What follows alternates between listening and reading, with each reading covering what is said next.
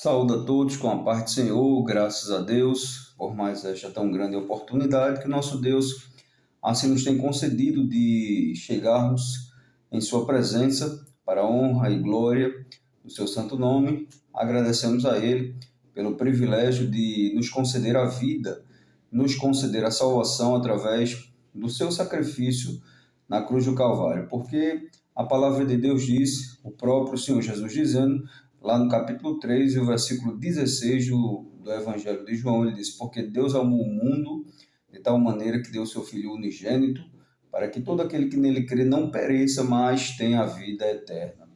Então, meus caros ouvintes e irmãos da palavra de Deus, somos felizes porque Deus enviou o seu Filho ao mundo para nos perdoar de todos os pecados e um dia nos levar para morar com Ele eternamente. Sou grato a Deus por estar adentrando na sua casa através desse meio de comunicação. Que Deus continue lhe abençoando e lhe ajudando em nome de Jesus.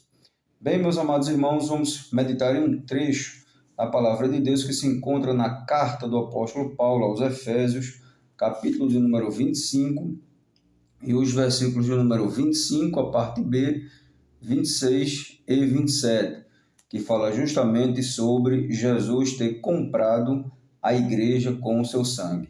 Efésios, capítulo 5, versículos 25, parte B, 26 e 27, que diz: como também Cristo amou a igreja e a si mesmo se entregou por ela, para a santificar, purificando-a com a lavagem da água, pela palavra, para apresentar a si mesmo igreja gloriosa, sem mácula, nem ruga, nem coisa semelhante, mas santa e irrepreensível. Glória a Deus. Meus amados irmãos, esses versículos, eles corroboram com um ensino de Paulo acerca do casamento, dos deveres domésticos entre um homem e uma mulher. Ou seja, os deveres em que o homem deve amar suas esposas, cuidar de suas esposas, e as esposas devem honrar a seus maridos, sendo-lhes obedientes. Mas a questão aqui da obediência não é para serem humilhadas, mas a questão aqui da obediência é para ser uma companheira do seu marido. Então, Jesus aqui, Paulo aqui, ele está fazendo uma comparação de Cristo com a igreja, ou seja, onde justamente o homem ele faz o papel do cabeça na casa e a mulher faz o papel da igreja. Então, o apóstolo Paulo, ele se referindo ao casamento, ele fala do casamento entre Cristo e a igreja.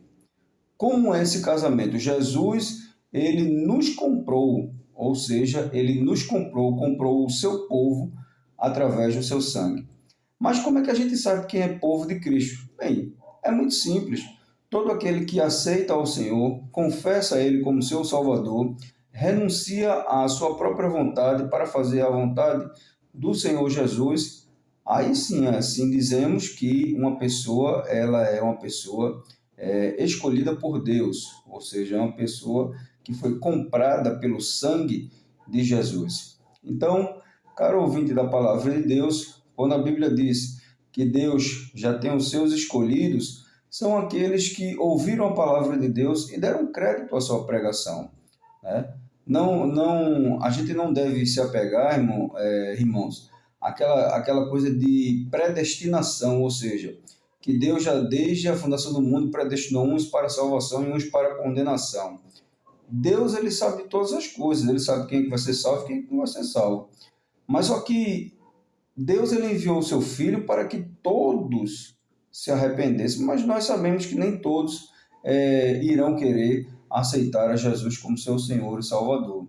Mas a vontade de Deus é que todo ser humano, ele se salve. Então, por essas palavras, nós estamos observando que Cristo amou a igreja, ou seja, Cristo amou a mim e a você. Como foi que Cristo nos amou? Ele se entregando naquela cruz, ele morrendo por nós, ou seja, ele se fazendo maldição para conosco. Por quê? Porque nós estávamos perdidos.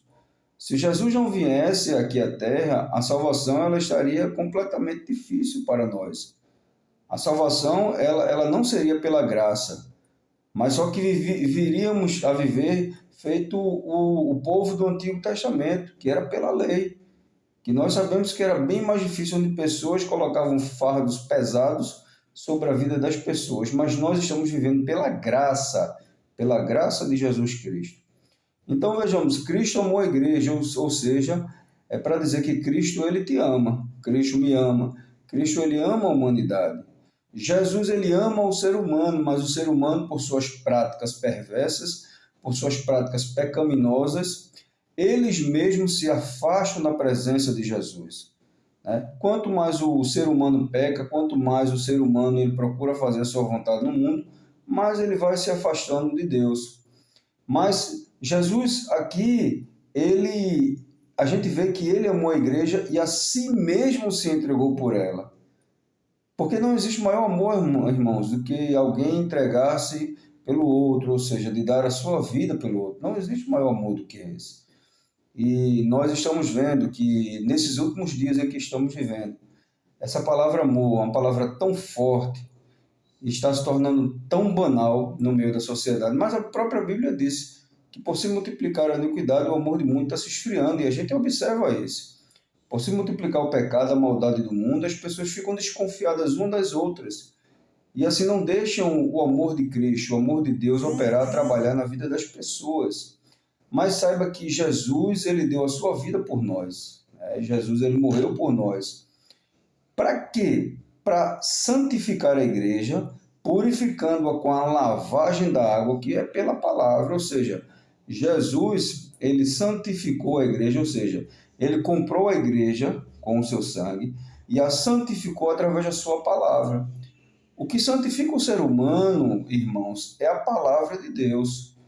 Como é que eu quero conhecer a Deus? Como é que eu quero saber quem é Deus se eu não leio a Bíblia?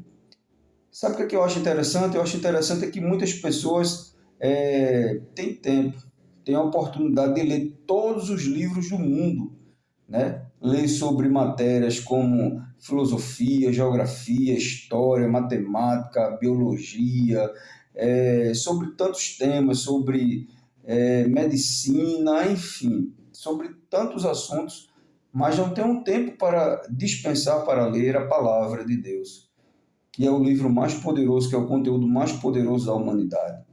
Então, Jesus, primeiro, ele nos comprou, né? Comprou com o seu sangue. Por quê? Porque ele nos amou.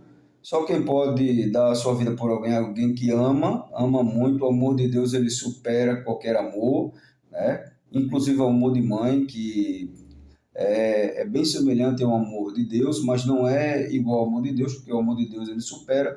Até o próprio profeta Isaías diz: pode uma mãe esquecer-se, amar o seu filho, que pode se esquecer dele, amar tanto seu filho e esquecer dele? Então a gente vê que a mãe pode até esquecer do seu filho, mas Deus não, mas Jesus não. Então Jesus comprou a igreja para santificar, lavando através da sua palavra, para apresentar a si mesmo igreja gloriosa, sem mácula, nem ruga, nem coisa semelhante, mas santa e irrepreensível. Ou seja, Jesus, ele comprou a sua igreja, né?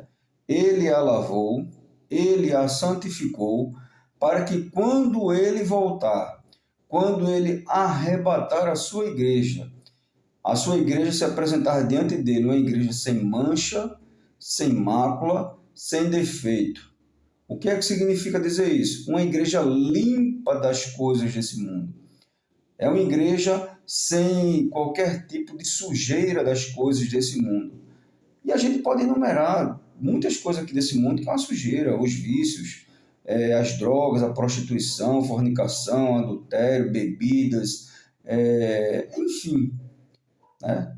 Ou seja, tanta coisa: inveja, homicídios, injustiça, tudo isso, inimizades, contendas, emulações, fofocagens, mexerico, tem tanta coisa que desagrada a Deus, mas pela palavra de Deus, o ser humano ele é limpo.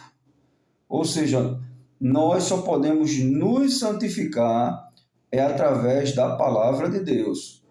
Ou seja, nós não podemos nos santificar de outra maneira, irmãos, porque a fé ela vem pelo ouvir e o ouvir a palavra de Deus. Então você só pode se limpar, você só pode se santificar se você tiver conhecimento da Bíblia, se você tiver conhecimento de Deus, para saber o que Ele quer e o que Ele não quer de nós, né? Então, aqui vai uma recomendação: leia a palavra de Deus, medite na palavra de Deus, como o salmista diz, medita de dia e de noite.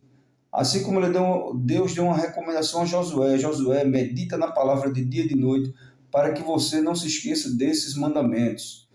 Então devemos meditar na palavra do Senhor, tire um tempo, gaste tempo para ler a Bíblia, porque a Bíblia ela é o manual de Deus para a humanidade.